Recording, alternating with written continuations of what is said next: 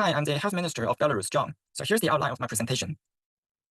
So let us start by addressing the problem in Belarus. So one of the major concerns is growing burden of NCDs. NCD, they are also known as chronic diseases, and they account for more than 90% of the causes of deaths in Belarus.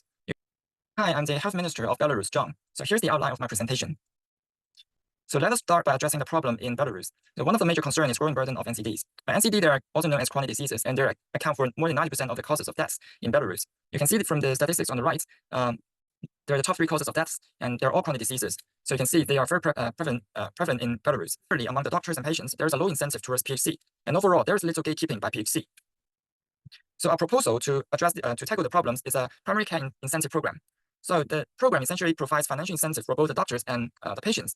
They will be first implemented in urban areas because they're more densely populated, and our focus will be the major NCDs, in particular CVD and diabetes, because they're the more prevalent in Belarus.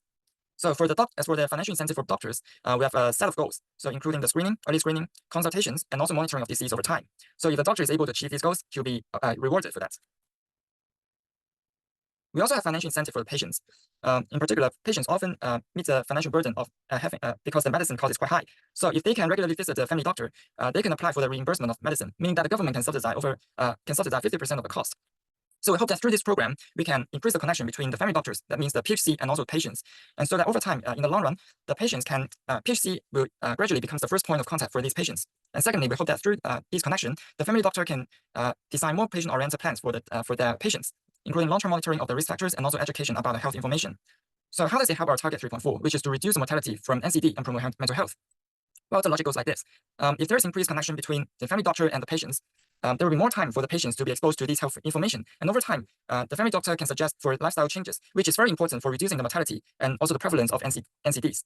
So over time, there will be reduced risk factors and perhaps improvement in these parameters.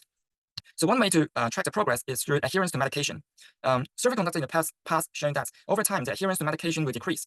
And so we hope that through this incentive program, we can keep up the adherence to medication so that more than 80% of the treatments are complete in this sense, so that they're more effective. So here's the part concerning the spending, concerning the funding.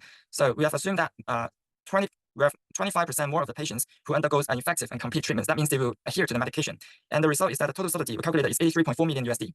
And to get the funding, we suggest by doing so by raising the tax. In particular, we will double the excise tax of beer from about 8% to 20%. So besides getting more than enough funding, there are also extra benefits that by increasing the excise tax of beer, we can increase the price of the beer, and therefore there will be low incentive for the alcohol consumption by the Belarusian citizens.